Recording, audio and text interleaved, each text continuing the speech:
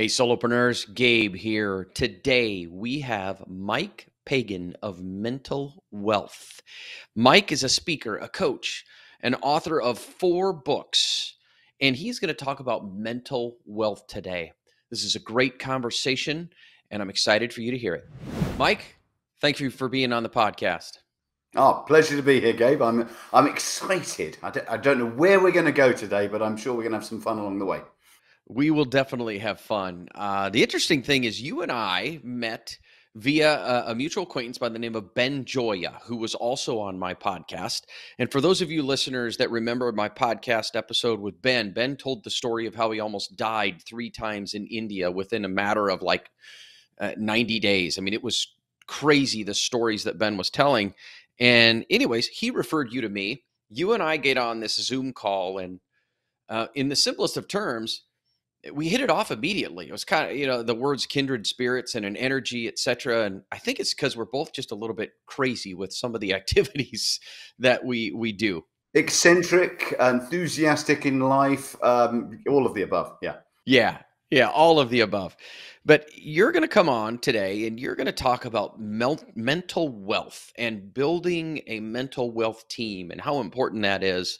But before we go there, I would love to hear your story. I mean, what brings you to where you started out all the way to now talking about mental wealth? For those of you who can clearly tell I'm not sort of 15, it could be quite a long story if I go all the way back. No, I mean, in real terms for me, I did, after college and study and so on, I was not a particularly good student, but that's another story for another day. But in the working world, I did 10 plus years in the corporate world.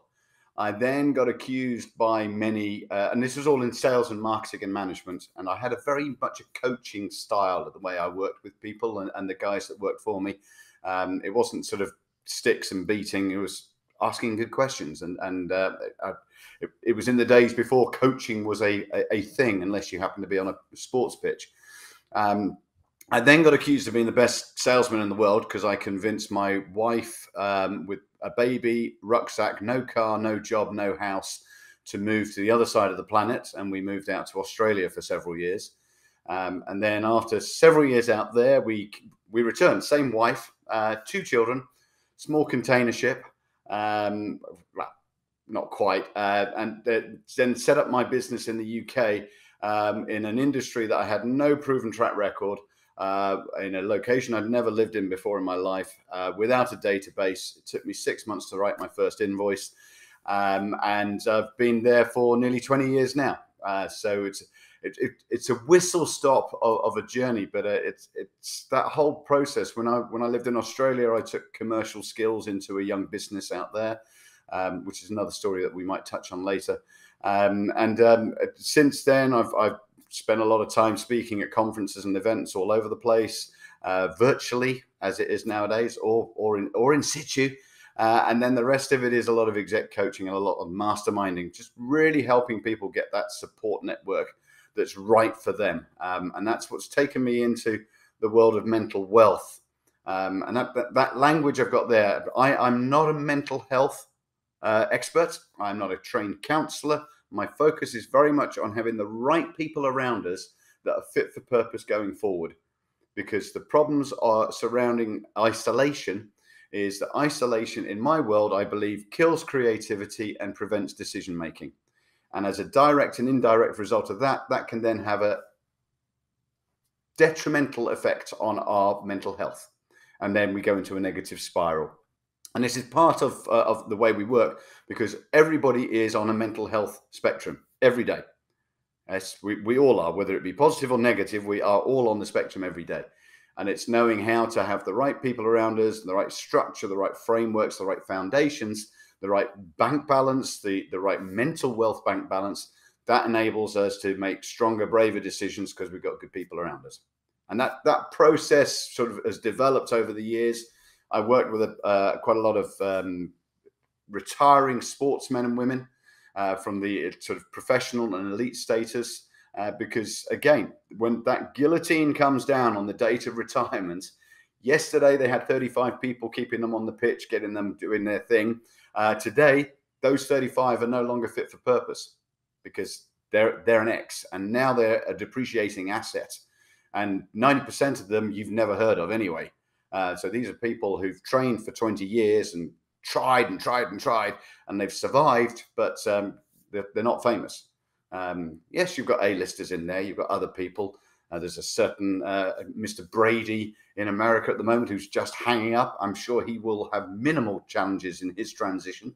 But that process of the team that were keeping him fit and raring to go are not the team that he needs going forward now. It's a very different environment.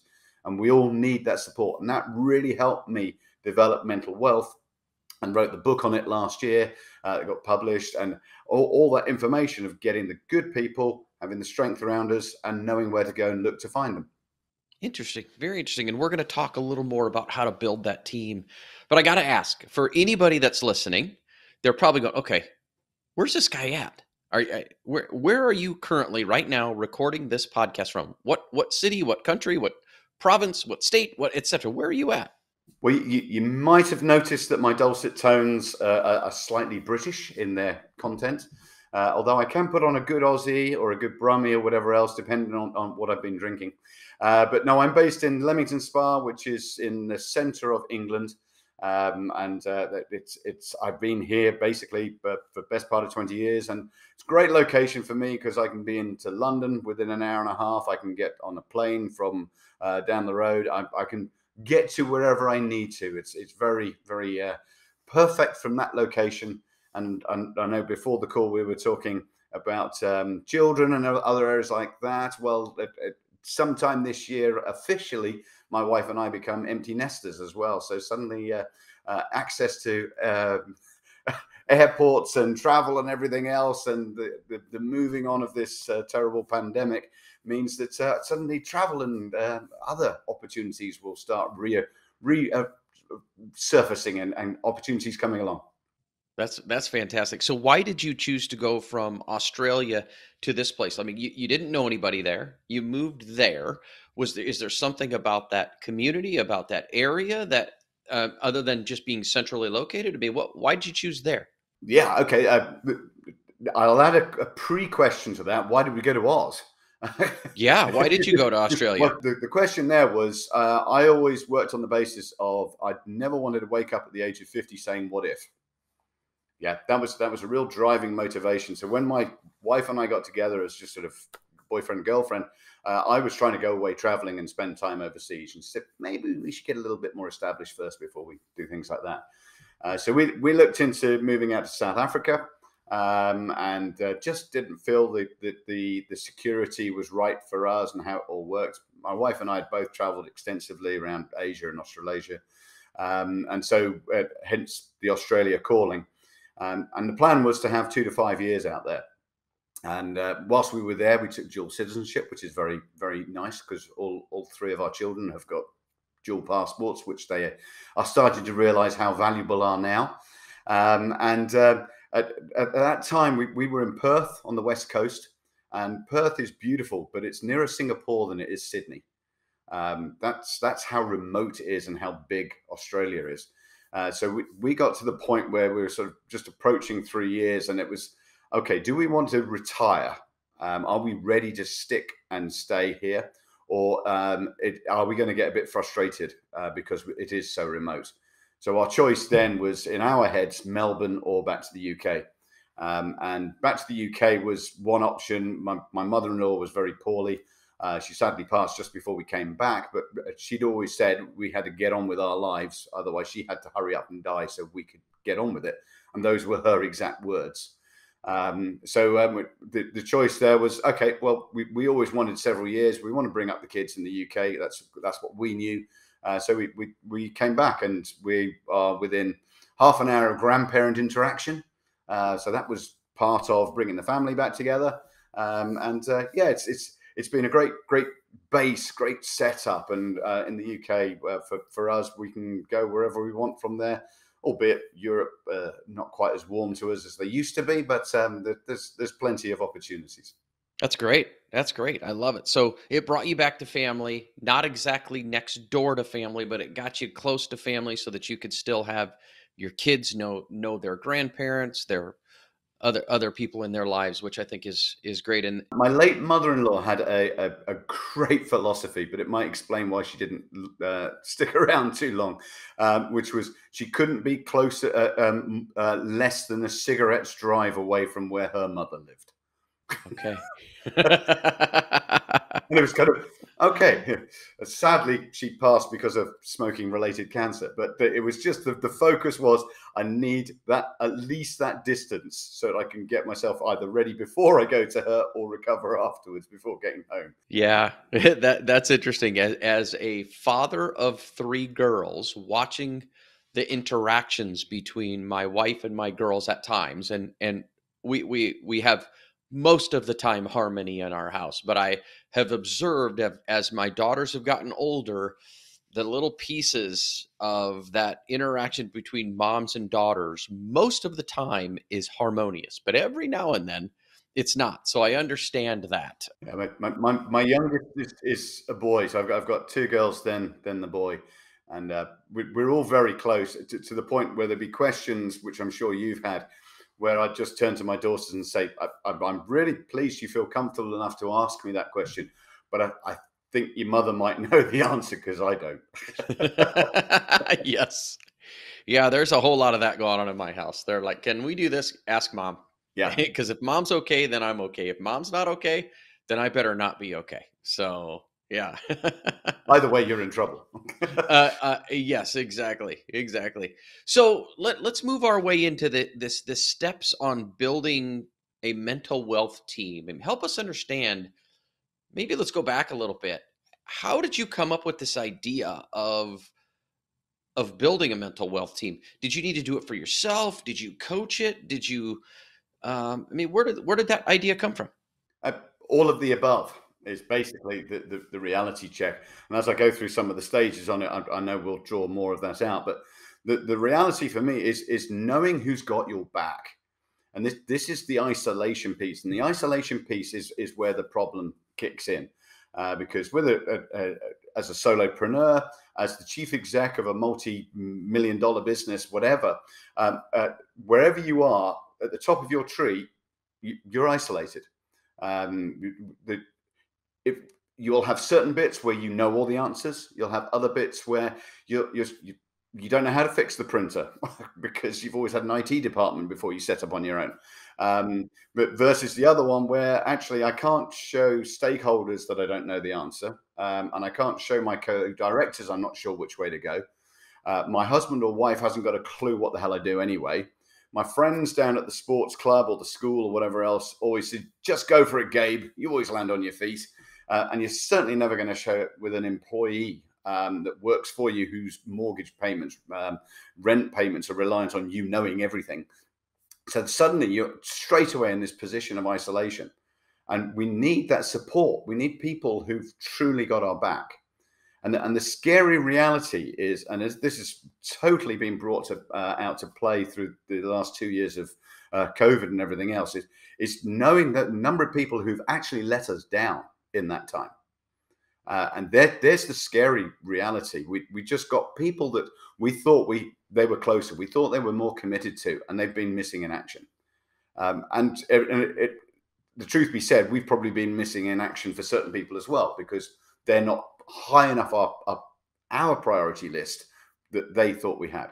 So one of the challenges I do here is I get people to initially let's just write down a list of names of all the people that have got your back. And it's just a random, these are the people in your support network. And it can be completely random. For example, I know my wife has the dentist in her support network because she's so paranoid about things going wrong and has had problems, but it's just one of those areas. So he's in that list. But it's whether it be from finances, from mentoring, from support, from role models, etc., etc. Who are those people? Just write them all down. And then the next challenge here is to then score them as to how committed are they to you. Yeah, where 1 is a low score, 10 is a high score. And this is not scientific. So please don't sort of overthink it, overanalyze it, and please don't inflate somebody's score because you don't want them to be upset because they didn't score high enough, or underscore somebody because you've just fallen out with them recently. It's just totally subjective. Gut feel, she's a 5, he's an 8, whatever it is, and you just write those down. And it's just taking time to do this, and there'll be more names that will come into your head. And then the reality check is we look to work out who are the people who've got our back. Who are the people who've genuinely got our back?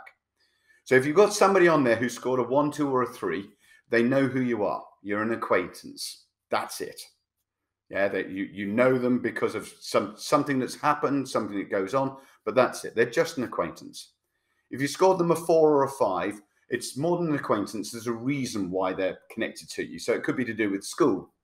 Could be to do with sport, could be to do with work, a colleague, whatever it is. However, if you were to break your leg and not attend your sport for 2 months, they wouldn't pick up the phone to check up on you. But when you came back, they say, "Oh, I haven't seen you, Mike, for a couple of months. Where you been?" "I broke my leg. Hadn't you heard?" So they're friendly with you at the moment, but they don't seek you out, and vice versa. Then you've got your 6s and 7s. Now, your 6s and 7s can be really good friends. Yeah, you go to birthdays, you go to parties, you go to christenings, weddings, whatever it happens to be, and they really know what's going on. You have good times with them. They're close, and they bring you joy, and vice versa.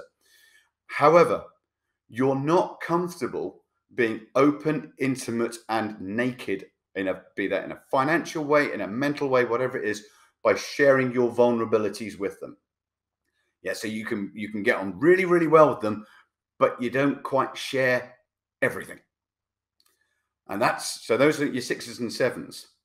And then you've got your 8, 9s, and 10s. And these are the people who are your mental wealth team. They're the people that really count because they're the ones who've really got your back. And for some people doing this, you may find that you have one name who's got an 8, 9, or a 10, according to that translation I've just given you. Others, you may think, "Oh, actually, I've got loads." Well, possibly you overscored them. If you reflect back, maybe they weren't quite as high. If you are scoring that well, then brilliant. You've got a great support network around you, and that's going to help you foundations for making some great, brave decisions as you go forward and making things happen. But it's just that reflection piece. It's knowing that I have got this number of people who've got my back. And it also explains why certain people, actually, I over-rely on Bob. I've got him as an 8 or a 9, but actually his level of commitment to me, I wrote him down as a 5. I always use the example of my sister that's on this scoring, she'd have me as a 12 out of 10. Yeah, because there's a reliance, support, and everything else. Our parents are no longer with us, so there's a big setup there. Whereas for me, she's a 7. She's not part of my mental wealth team. She's my kin. I love her dearly as my sister. But as far as do I seek her out as somebody who's going to have my back and in what I need, different questions, different answers. So it's really understanding that actually there are certain people who 3 years ago would have been an 8, 9, or a 10, but actually now, not so. And so these are the people, right, who is the 2.0 version of that person? How can we work out who they are so that we've got the best people going forward? It's the same with software. It's the same with computers. Yeah, that one's, it's tired, it's old, it's overburdened, overused. All right, what's the fresh version? How do we do that? And that's where we need to refresh and build up our team. So what I'm hearing then is, one, you can take a list of everybody that you have, and really there's only a few that are going to make it all the way through the filter, is what I'll say in simple terms. So let's say that we've gone through and created that, and we now have, and I'll just pull a number and just say there's 3 people that really truly have your back. What's the next step? So those 3 people, say 2 of them are 8s and one's a 9. So that's a lovely 25 points you've got scoring there. So that's fine. So you've got a base, and it's knowing who those ones. Even if you've got a base of 8 or you've got a base of 55, it depends on how you're transitioning and what's going on in your world. But it's a starting point. And this is the whole thing. If it's knowing where we are, so that we can then start looking for people in specific areas that are going to help us get to the next level, whatever that is. And it's being selective. And I talk about 4 different areas where we build that team from. And it's been very, very precise about how we investigate those people. But it's also been very, very selfish about how we use it for us. Because this is a key part of it. The first area I always talk about is self-care. And we have to, and I know self-care is a very much a used phrase nowadays, but the self-care is about making ourselves number one. And that, joking aside, I've always been number 6 in my house, in my head. Yeah, wife, 3 kids, and a dog. And if you'd been talking to me at Christmas time, that would have been wife, 3 kids, a dog, and 8 puppies. But that's another story. And then me. And it's that reality check of, and unless you are number one, you cannot be bulletproof and supportive and fix all the other challenges and situations that come along that get in the way whilst you're doing the day-to-day, when a daughter gets poorly, when a friend has a challenge, whatever it is. So we need to look after number one. So that means proactively being selfish about doing the things that are right for you, that give you that buzz, that give you that mental strength, that give you that enjoyment, that give you that sense of zen, that sense of peace, whatever it is you need, do it, because that's what makes a massive difference. Interesting. So when you're saying that, I'm thinking about like having a morning routine. I'm going all the way to the simplistic of protecting the asset is what my coach that I was in a program for the last 3 years talks about, is protect the asset. And in the financial advisory world, the asset is us. I mean, we are literally the asset. And so what you're talking about is solopreneurs. You're talking about, doesn't matter what industry you're in as a solopreneur, a coach, executive coaches, etc., or CEOs of major organizations. You got to protect the asset first. And the asset is you, right? And it's knowing which of those elements that's in the self-care world you need further support with. So whether it be addiction, whether it be food, whether it be fitness, whether it be mindfulness, meditation, whatever it is that it is, if you're failing or not achieving what you want to in a particular area, then we need extra support. And that's when we pay for a PT, a physical training coach. We pay for somebody to help us from the nutritional side of things, because, okay, there's something that's not working. And it's knowing how that goes on. Recently, there was the tennis saga of Djokovic going into Australia. Now, I'm not here to debate the pros and cons of vaccinations and so on, but this is a guy who was being barred because of what he was not doing as far as the community and society. But as far as his body and his mind is the cleanest, purest, most strongest individual you could think of. And there was a photograph I saw of him next to the reporter that was kicking off the biggest fuss about who was the biggest health hazard. And this is a gentleman that must have weighed 25 stone, which is what, 250, 300 pounds. Who's the greatest health hazard here? And it was just knowing that difference of, okay, if we've got challenges in what we're doing, how are we going to make it work? How are things going to work within our health that we're able to do? Because obviously weight is not something that's always in control of the head. So it's understanding how that works. And one of the key ones for me I learned about was, I'm referred to by friends as a bit of a weekend warrior because I do strange random activities.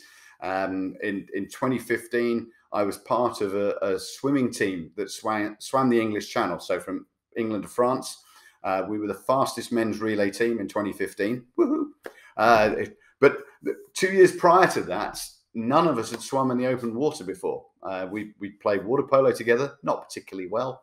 And we were just a bunch of old guys. We were called the Warwick 250 because that was the approximate total age of the team when we did the swim. So it wasn't a bunch of 20-year-olds who were all fit and young and everything else. I was 45 at the time. So it's one of those, it's learning those skills and techniques so that you don't drown in the middle of the English Channel surrounded by jellyfish and ferries. But the other part of this, the real learning for me on it was I've never been able to do meditation or mindfulness. I fidget. I either sort of get bored and distracted or fall asleep, which is not what's meant to happen when you're using those techniques. But the flip side of that is, and the purists will challenge me on this, but I'm more than happy to be challenged. I do active meditation, active mindfulness, and that is when you're doing a repetitive activity, swimming in my case, stroke after stroke after stroke. You get out of the water and you've done 1,000 strokes, 10,000 strokes, whatever it happens to be. Your brain has just switched off because you've been in that flow space.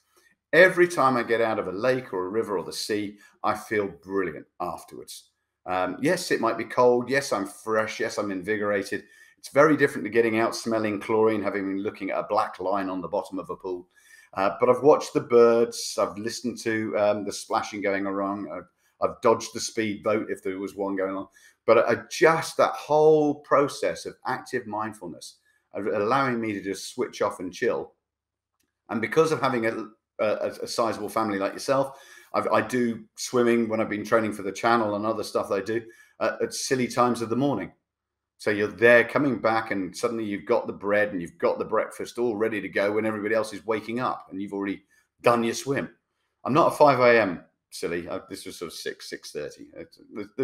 There's levels of madness, but it worked for me. And this is the point about being selfish, making yourself number one, proactive with your self-care, getting the right people around you, doing the stuff that works for you so that you are able to be strong. And if you haven't got the right people in that self-care team, who are they? How are you going to recruit them? Oh, well, I know this personal trainer. Let's ask some better questions of them. And there'll be certain things that you can do online, you can do for free. And there'll be others where, yeah, you've got to put your hand in the pocket and spend a little bit of money. But that's the point. It's knowing, spending where you need to and learning and building along that way. So let's go back to that example of the personal trainer and asking better questions. Give me an example. I mean, what's some questions that if someone was really wanting to step up their game and or just be a bit selfish and step over in and start to get themselves what I would say prepared for the day. Let's say it's a 5 a.m. like myself or a 6 a.m. 6:30 like you were saying. What would kind of those intelligent questions be? Well, the first thing is I would just, to avoid the annoyance of those who don't do AM, delete this time lag on it. If you're a morning person, be a morning person. If you're a late bird, be a late bird. Never apologize for which one it is. So if it means that your best hours of the day are from 8 till 10 or till 12 at night, then you go with that. So don't be intimidated or put off or irritated by these sort of early birds. That's their weirdness, but it works for them. And if you're a late bird, these early people like Gabe and myself, yeah, okay, 9, 10 o'clock, half of 10 at night, they've gone to sleep. They've already been in dodo land for however long. They're gone, but that's because they're up. So working out what works for you and don't apologize for that. And then it's where if you've got a PT involved with you, then fine. It's doing the exercises, activities that work for you. For example, for over 20 years now, I do a set of press ups every day. Yes, it's just what I do. It's not quite like Christian Bale and Batman, but it's sort of, I get up, I do stuff like that. And if I haven't done them on a day, I have to do double the following day. And the only day in the last 20 years where I didn't do my press ups, I swam the English Channel. So I thought that was actually more of an interesting way of just keeping that one story in there. Just, yeah, I did fail that day, but I was, which worked. But it meant I still had to do it the day after though. So I didn't miss out. But it's doing the stuff that works for you. I'm an ex-rugby player. I play to quite a serious level. So my knees are generally, they don't enjoy running. And I did my circuit training this morning. There are a whole lot of exercises that the PT in the gym is pushing everybody doing. He said, "You're not going to do those, are you?" He said, "Nope." So I will do a low impact version that suits me and my body and my way of working. But then there's another exercise where I'm doing double or harder than somebody else but that doesn't work for them. And this is knowing your body and working out what works for you. And just being that awareness with a PT, they will set you up with things that you are willing to do and you're comfortable doing, and then you rinse and repeat. The no banking challenge is always one of the hardest ones. So if you've got a daily habit you're trying to create, and that means if I miss a day, you got to catch up. And if you do twice as much today because you felt keen, doesn't mean you can have tomorrow off. So you can't bank it. You've still got to do it. And then that breeds the habit. And it doesn't have to be big numbers. It's just slowly, just goes along. And hey, it's a bit irritating and a bit gets in the way at times when you've been out or you've been going away or whatever it is. I was on holiday recently and I had to do my exercises and the river was frozen. I couldn't go for a swim in it. So I had to do other things, trying to get a sweat going at minus 20 degrees. It's not the easiest, but this is what you do. But as you can tell, I say it with a smile on my face, and it is a wry smile because I'm not being some sanctimonious sort of pure I eat and I drink and I enjoy what I do. But I know full well that my father was a short little fat guy, and it's in my DNA to be the same. And I've always made a pact with one of my best friends when I was about 14 years old. His father was even bigger than mine. And we made that thing. We would never go that way. And I have no intention of doing it. So I know that if I don't proactively put the effort in, I would be a short little fat guy. Not quite as short as my dad, but not as tall as my brother-in-law. That's great. So how about, so we've talked quite a bit about this whole, making sure that you're protecting the asset and going down the road of even the personal trainer, physical trainer, et cetera. Are there other people in this mental wealth team that we might want to seek out? Do you have any other pieces of that? Totally. So self-care is the first area. Then it's the coach. And this is very much plays into our world, but it's that reality check of when I've had a coach asking better questions of me, challenging me, provoking me, I will achieve more things. You look at it in sport, they get more out of the athlete than you would on your own. So why in business and in work, in solopreneurialism, that's a good tongue twister. Just about got through it. But why wouldn't we have somebody there who's asking better questions? And I put down this external support here. And there's 4 different types available, I believe. There's counseling, there's consulting, there's mentoring, and there's coaching. So the counseling is trained counselors, and they're digging into your past history, things that have created, things that have gone on, and they will deal with some very, very deep and dark and challenging situations because that's what they're trained to do. And they will help people come through those problem times and support them along the way. Then you've got the consultant.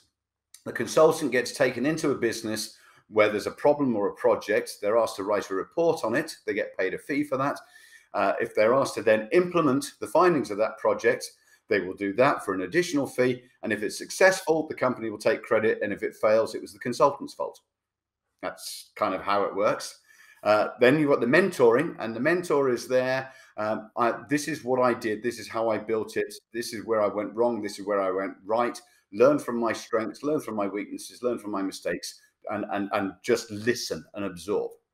And then the coach, and this is where my world, where it's sort of the applied coach, and they turn up with a blank piece of paper. Yeah, there's no agenda. The agenda is set by you. Where are you trying to get to?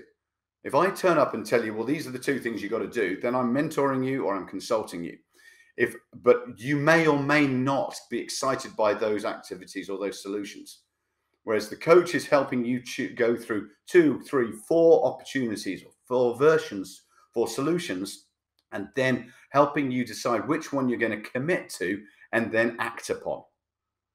And because they are watching you from an external perspective, they're able to see the self-sabotaging habits you've got, and they're going to call you out. And they're going to hold you to account on the things you say you're going to do.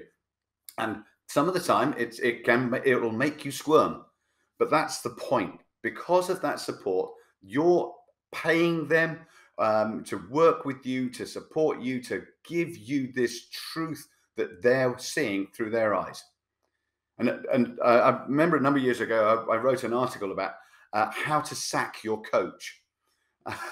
And and my coach rang me. He said, "Are you trying to tell me something?" And I said, "No, don't worry.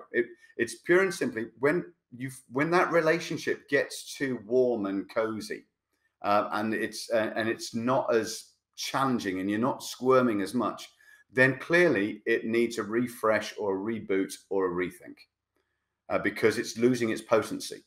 So at which point do you need to move on, find the next coach, the 2.0, that's going to keep pushing and providing that support you need?" So yeah, absolutely. The coach will see those habits and challenge you accordingly to help you find the best solutions for you that you're going to stick by, because they're just asking great questions that you're too scared to ask yourself, don't want to answer, or are avoiding, because that's what we do. We're humans. So regarding that, how to sack your coach, that brings up a question. What is kind of in your experience with your clients, or even observing other coaches and other people, what is the lifespan of like a coaching relationship? What have you observed? A fair question. It depends, is the rubbish answer. But it's a true answer. I know full well there are coaching relationships. I've worked with my coach for half a dozen years. And it's been brutal through that times. And there's times where it's been more potent than others, and we've switched on and we've switched off. But that's how it works. There's others where it's a short, sharp shock. You need it for 90 days. Somebody's going to kick you up the bum and make you do stuff that you weren't going to go with. And then they move on. So it really depends on the situation you're in and what you're trying to achieve and what support you need. Because this is where that blurred line between coaching, consulting, mentoring, and counseling. Sometimes actually we need some counseling with a committed action that I'm going to take on board. So actually they're part counseling, part coaching. So it's knowing which are those areas that really are necessary for each person. Because as I say, 90 days, 9 years, it can vary entirely according to how that works, as long as there's a return on investment. And what I mean by return on investment, it doesn't necessarily mean like marketing. It's a 3 to 5 times, show me the numbers. But that you have to have some form of specific evidence that proves that this is a worthwhile relationship. Whether it's costing you $10,000 a year or whatever the price tag is that you're on. I mean, I know some of the big names at $100,000, $200,000 a year for their fees. Okay, well, if you're paying those sort of fees, so what? What are you doing with it as a result of it?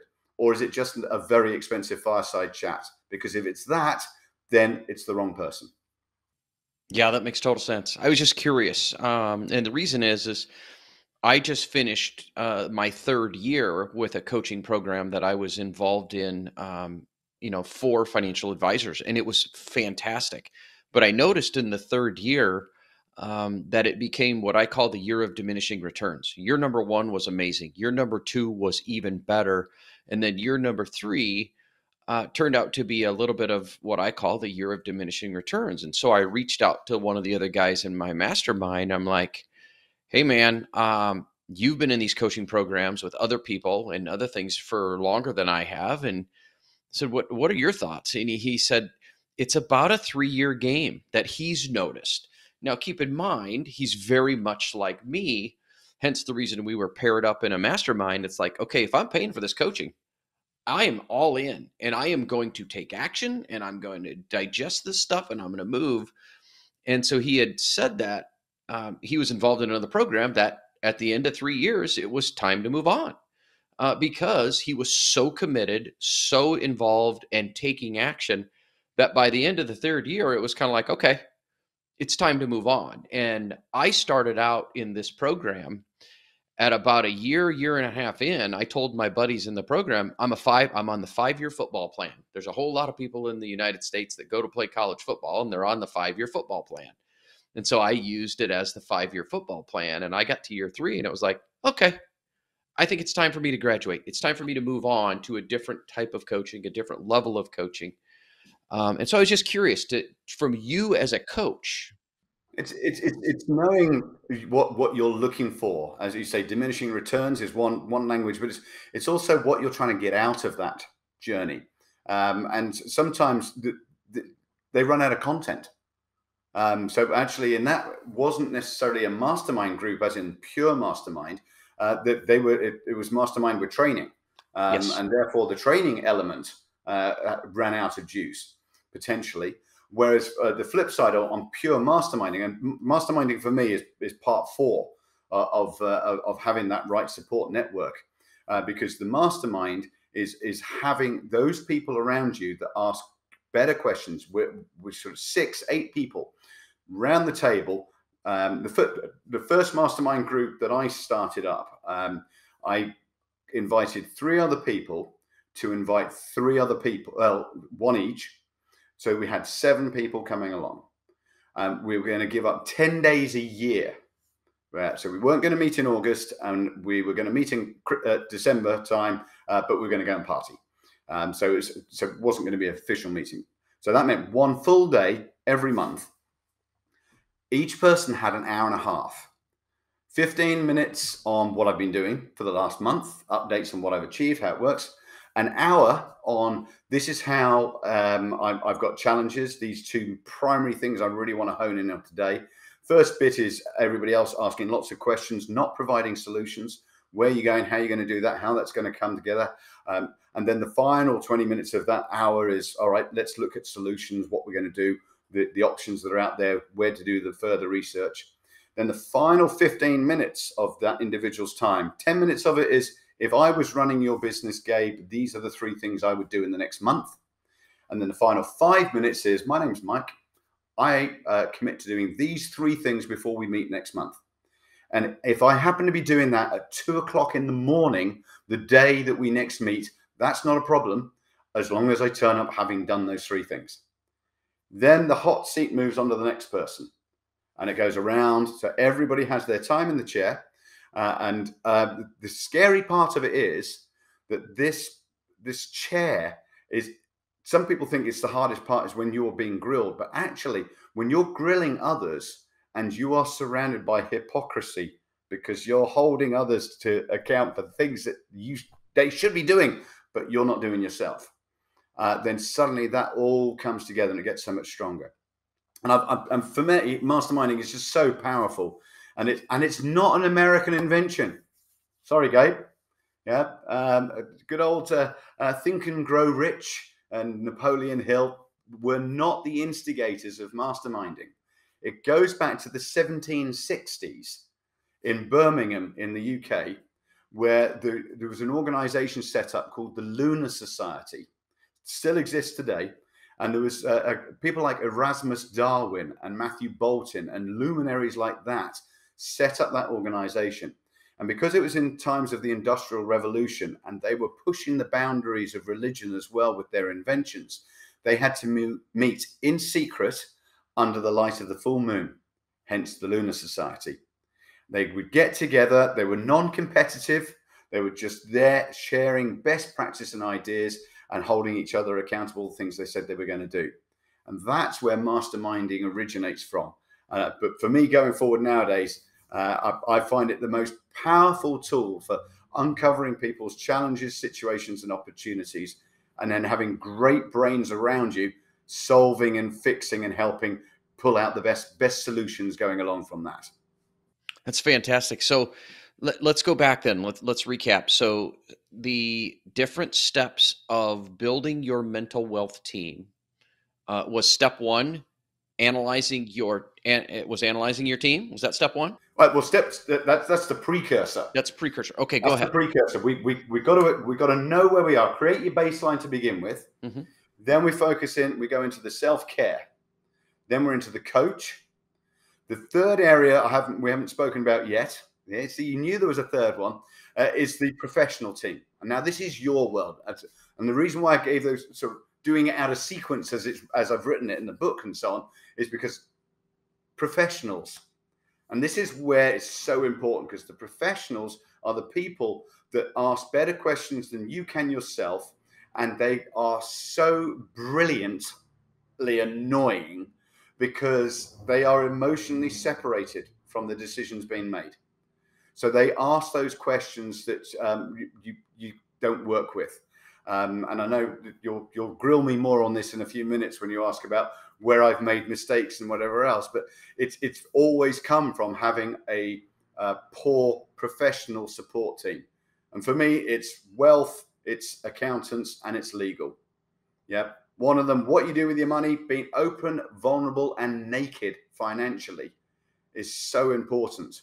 But when you're not comfortable with that, and in the Western world, do we know what our parents earn or earned?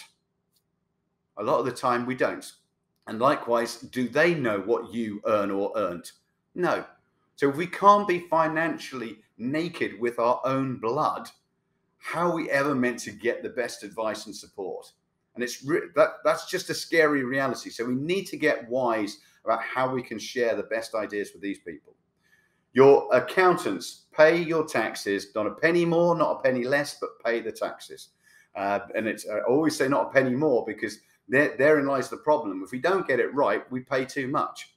And if we get it wrong, then we don't pay enough. And it's knowing the difference between countries and other areas and how that all works. It gets very messy. I don't want that knowledge. I don't need that knowledge. So I'll spend some money with somebody else so that they come up with that for me. And then the legal one, I do not know a single solopreneur who enjoys reading a 47-page terms and conditions. Get somebody to do it who does. Yeah, it doesn't work. Now, that's terms and conditions. There's contract law, there's HR law, there's everything else.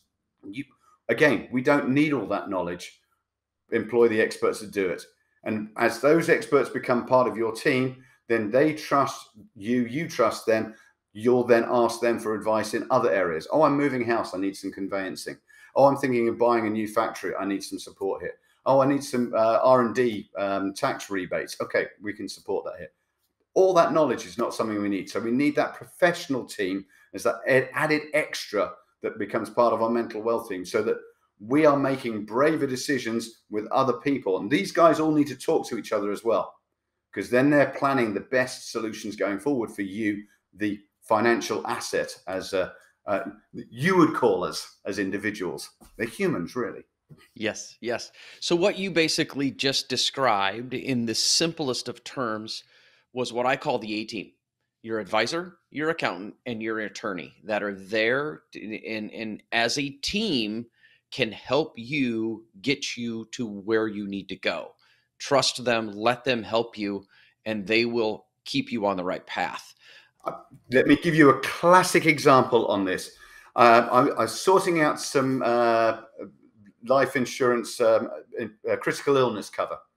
And so I was talking to one of my best friends nowadays, who is my financial planner. And now I know that there's a story in there I'll share in a moment. But the reality check was I was investigating and saying, well, we should do this. I've been told. And he said, okay. So he sent me some information and said, here are 4 options for you. And I sent an email back saying, have you considered these guys? Because I've got my my health, as in my fitness gym and whatever else, and they're coming up with some quite good stuff here. To which his beautiful response was, I read a book recently by some bloke who has said you should trust the independent advice of your professional network that are guiding you through these challenges. And he said it was quite profound. And it's his basically he's saying to me, shut up, trust me to do my job. I've already discounted those guys because they weren't in with the shout, and let's move forward. And it's that whole thing of if we don't actually take the advice, well, then what's the point in empowering these people to help us? And it's one of those areas where the story I alluded before was my father and my father-in-law were gentlemen who always gave that advice of never do business with friends and family, because when it goes wrong, it gets very ugly. And let's be fair, we all know situations where it has gone wrong and it does get very ugly. But both these gentlemen didn't take that advice. My father-in-law used his best mate was his accountant and his wealth management firm. My fathers used my grandfather, who ran the firm, and then my uncle took it over. And so he actually used all family to do everything in that environment. So they're telling you not to do this, but then doing it themselves anyway. And so for me nowadays, my financial advisor has become a very good friend because he gets me and I get him. We know how it works. And he's a similar age group to me, which is also one of those networking introductions. One of the best ones I heard by a financial advisor was, if your financial advisor is the same age as you or older, by the time you need them, i.e. when you're old, they'll be retired or dead. And it's kind of, he was a financial advisor who was quite young, and he used it as a way of winning business to have that conversation. And it's just, that's what we need. We need to know who we should be talking to and taking their advice, hearing it, and then acting upon it. That's great. That's great. So let's recap. We have the 4 different sections of building your mental wealth team. And then what we're going to do is we're going to make that transition into the money questions. Absolutely. So firstly, baseline, then self-care, making yourself a priority, as you were describing earlier. So this is nutrition, sort of looking after the asset. Secondly is the coaches. Yeah, we need somebody who's going to ask better questions of us than we'll ask of ourselves.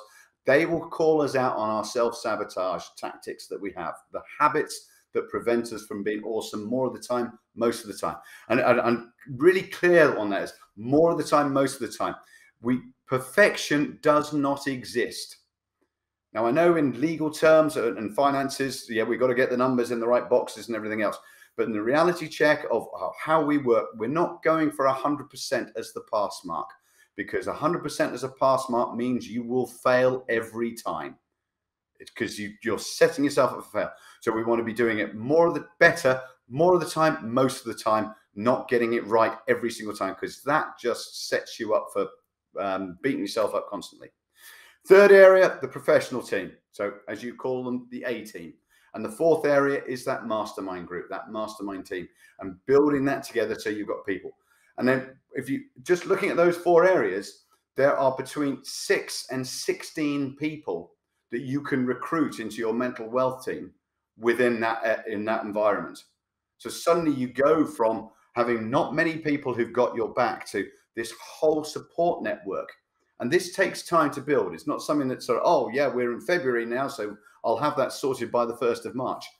That's not how it works. This is a slow burn, because you've got to make sure that the energy, the chemistry, the know, like, and trust, the kindred spirit, all of those things is right from all of these people, because you'll get those that promise the earth and deliver not a lot. And we need to know who they are and move on very quickly. So we focus on the people who really have got potential to have our back and are committed to sticking with us. That's great. Very great. All right, so let's make this transition. This is a podcast about money. And I have 3 questions I ask every one of my guests regarding money. The first question is what's the smartest thing you've ever done regarding money? And tell me that story. Okay, the smartest thing I ever did regarding money was related to who I had in my support team regarding money. And my wife and I, we had investments that were connected to family historical, but not ours. So we were sort of 2-3 degrees away. And we were not in a proactive relationship. We were not being asked good questions. And so moving away from them to people that ask real questions, actually understand where you're trying to get to. Whether it doesn't matter, we can all have RR on our key ring, which stands could be a Robin Reliance, you know, those really weird 3-wheeler monsters from the 70s, or a Rolls Royce. It's still spelled RR. So it's not about materialistic and having the biggest of everything. It's about what's right for you. And so these people really understood where we're trying to get to, what we're trying to set up for our children, how that all came together. And now as different assets come available and other things are going on and the children move on from home, we are in a very comfortable position of knowing, not that we've got financial freedom, we never need to work again or anything like that, but we know what we've got in place, and we know it's going in the right direction, and we know that if something went wrong, that the tax man's not going to run away with it all as well, and all the things that happen.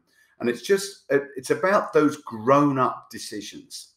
And that's the reality, was when I stopped being a child about my professional way of working and outlook and approach, and started taking serious decisions seriously. And it's sort of, when you do that, then that suddenly recruits people who are going to ask the better questions of me and of my wife, so that we've got it in the right place. And before 2008, I wasn't doing that. I was just moving along, and then 2008, the world changed, and this will lead into part 2 of your next question, as to what was the worst decision, I do believe, or where was the biggest learning I ever had? Yes, carry it on. Tell me. It's that reality check. 2008, I lost a lot, but for some safety, it could have sent us under.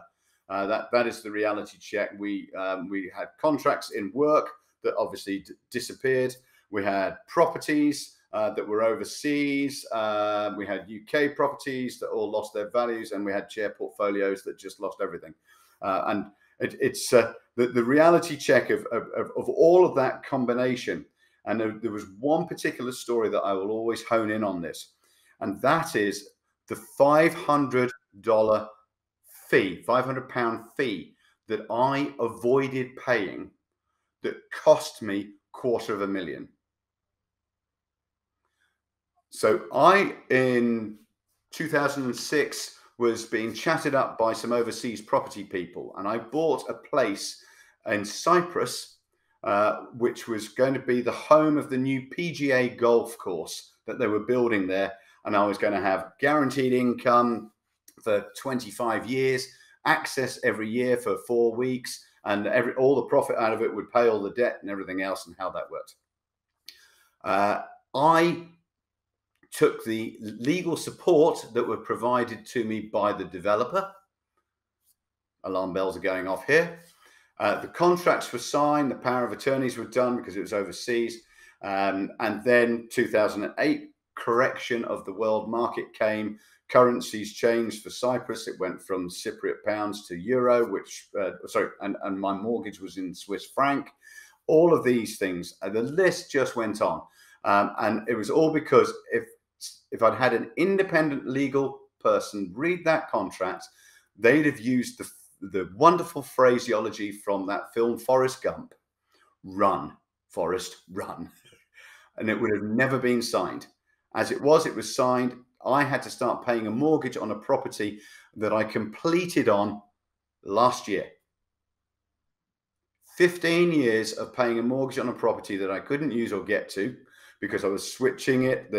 The golf course was never built because the power station locally to it blew up. So they built a wind farm on it. So I now have a property in Cyprus that I own outright because I had to refinance and everything else to do it. That's worth about 20% of what I purchased it for, plus the mortgage payments over those 15 years and all the legal fees and. That's the worst decision I ever made. And it was all down to me not having the right support network, asking better questions than I was asking of myself, because that was the emotion-free entity turning around and saying, "Are you sure? Let's pause. Let's review. Let's look at it." Because I could show you the document now and you'd still, hey, it looks quite sexy. That looks quite good. Yeah, that could be fun. But the reality check was the foundations, the due diligence was non-existent. And yeah, that hurt. So that's definitely my most painful lesson I learned. I laugh now, and I jokingly, I could not talk about this for 5 to 10 years. I was that angry with myself, that embarrassed, in front of my family, in front of my in-laws and whatever else, because what a muppet. I mean, really, how stupid can you be? I mean, I was proper self-flagellating, everything. It was just, I was beating myself up. But the reality check was the millions of people have done it. People have lost a lot more than I did as a result of it. And what's it done? It's given me this mental wealth story that I really hone in on, and I can help share with other people just that reality of, we don't take the right advice. Yeah, it hurts. And my children, they've learned through it because they've seen it, they understand it, and they're all young adults now, and they will come back and ask me questions, and I will be able to give my advice and support, and then put them in touch with somebody who will do the independent, brutal analysis to make sure it's in the right favor. That is actually a fantastic story, and a great lesson that you learned. Yeah, and I still can't quite use the word fantastic with the story, but it's I know what you mean. It's a true reality, and it's very scary. Yeah, definitely. So what does mastering your finances mean to you? Mastering my finances to me, I mentioned I'm not Buddhist or anything like that, but I do refer to that Zen place of not looking over your shoulder and saying what if or if only. And I used that phrase earlier when we talked about moving out to Australia and having time overseas, because I didn't want to wake up saying what if or if only. And that's sowing that seed with the family so they can go and do everything else that they want to do and support. My children, you might like this one. It really hones into the stupidity or uniqueness of me as a dad. My children have all got a challenge with me, and it's called Breaking Dad, not Breaking Bad. It's Breaking Dad, and it's basically at some point before they have responsibilities, we will do a trip, just the two of us, and it could be a bucket list trip. It could be whatever. It's just going to be something different. I mean, I've got one daughter who's a zoologist, and she quite likes the idea of the Galapagos Islands. I'm thinking, blimey, that's definitely bucket list. My son is talking about doing the Pacific Coast Highway on motorbikes. I don't ride motorbikes, so it'll have to be a trike for me. But things like that. But he can't do that until he's at least 25 years old. So there's a few years away. And it's things like that. So it's the ability to fulfill on those activities. And we, as you say, before responsibilities come along, before if we're blessed that they decide to have their own children do their own thing, it's okay. I know how the burden of that responsibility, because I'm getting to the end of it. So it's actually, do as much as you can before that comes along, so you really appreciate it at that time, and you can keep going with it. I really like that. I like that Breaking Dad. Yeah, it's got a lot of connotations that can come with it. I thought you'd like that. I could sense it. Yeah, I really like that. I think that's great, and that gives you that chance for you to just connect with your sons or daughter at any time like that. I think that's great. So yeah, definitely. So how can my listeners find you, Mike? Where do you want to point them to? Okay, easiest way for me is MikePagan.com. So it's a good religious name, Pagan, MikePagan.com. You can find me through that. Find me through LinkedIn.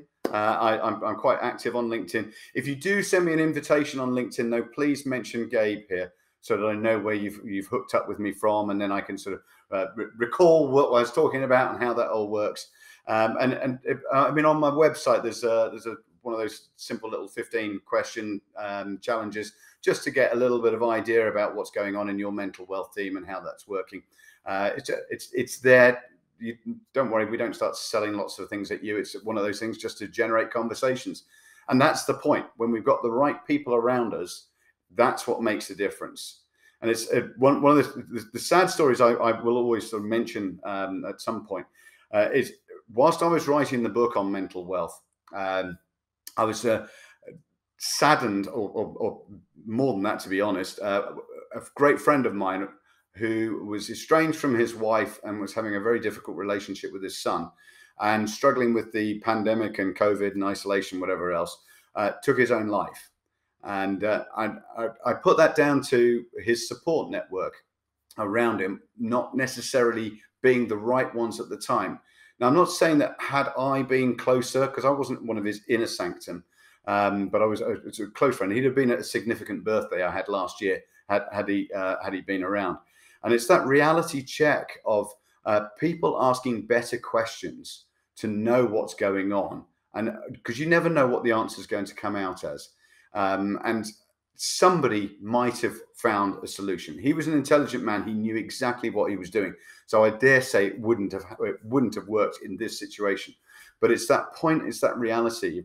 When we haven't got the right support network around us and the monsters in your head start talking too loudly, we need to ask for better support and get that going.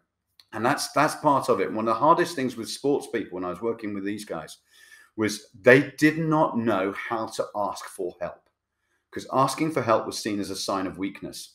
And that's not how we want it to be. We want people asking for help because we want to go to the next level. We need support to do that. And knowing you can't do it on your own is where that challenge comes in. So asking for help is absolutely priority number one. That's great. And the name of your book again is what? It's simple. It's mental wealth. That's how we work it. And how can somebody buy it? Where do they need to go? Just go to mikepagan.com, or where do they go? I would say the easiest way to buy it is either Kindle or Amazon.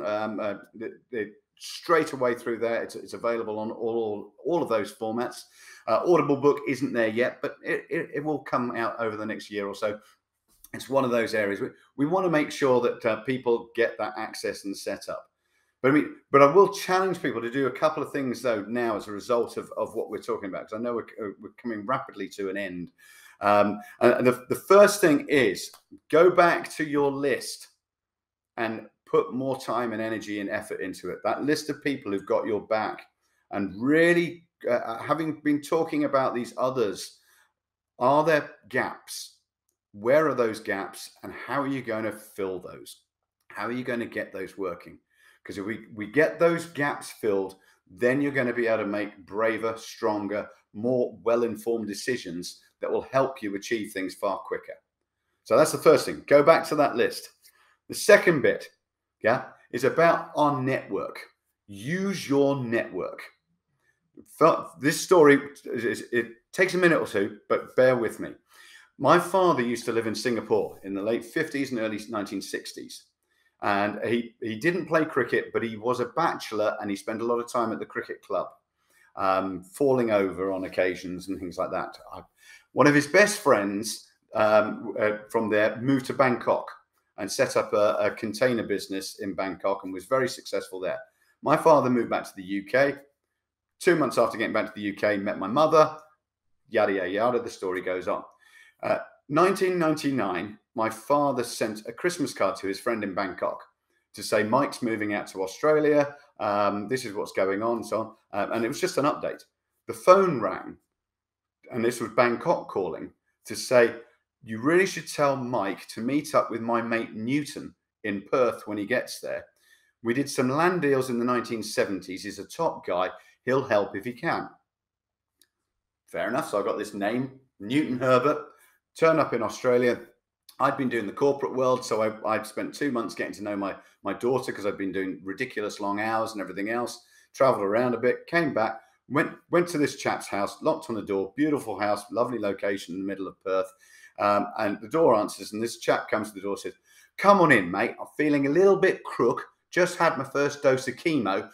Come on in. Let's see what we can do and how we can help. Long story short, he was considering investing in a .com business, but he was concerned that they didn't have any commercial skills within that organization. So plugged me in. They couldn't afford the proper salary, so I got a golden handcuffs and some pocket money, and I worked with them for the next couple of years whilst I lived out there. I then, when I came back to the UK, 3 years after that, I then was bought out when the company got bought out as well. It wasn't something to sort of retire off or anything else like that, but it was a great story, a great anecdote of what happened. Whilst I was in Australia, because of the guys I got hooked up with there in that company, they were part of the University of Western Australia. So I did an MBA, I did other areas like that. And then when I came back to the UK, I had the confidence to set up in the business that I run to this day. 3 months after I met Newton, he died. So I had this window of 3 months to meet this chap. I only met him twice. To meet this chap who quantifiably and absolutely changed my life. All from my father getting drunk in his 20s and early 30s in Singapore with his friend who then went up to Bangkok.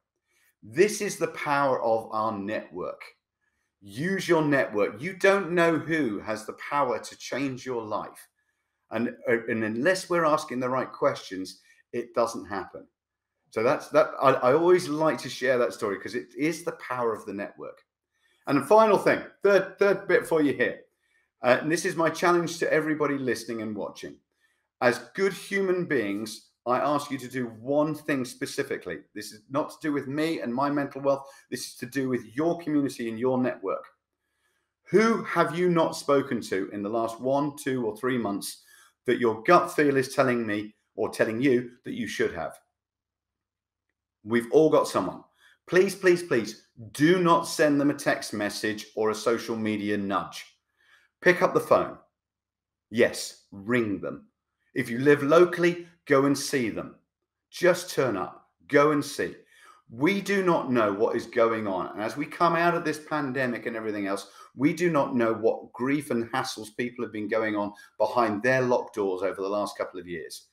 It is our duty as human beings, as great human beings, to pick up the phone, make that connection, and ask a great question. And if they turn around and say, I'm fine, we all know that's an acronym for something else. Yeah? Dig deeper. Spend the time, put some effort in. If your gut feeling is saying, I could or I should, then do. And if we do, we can make a massive difference. And we can help people with the mental health challenges and everything else that's going on just by asking better questions. That's a simple challenge, but we can all do it. That is a great way to end the podcast. Mike, thank you for being on Solopreneur Money. My pleasure. Well, Solopreneurs, I hope you enjoyed that conversation with Mike Pagan. My takeaways, instead of 3, it's going to be 4 takeaways today. 1, protect the asset. And remember, as a solopreneur, you are the asset. So you got to protect yourself. Figure out what kind of routines, what things you need to do to protect the asset, your mind and your body.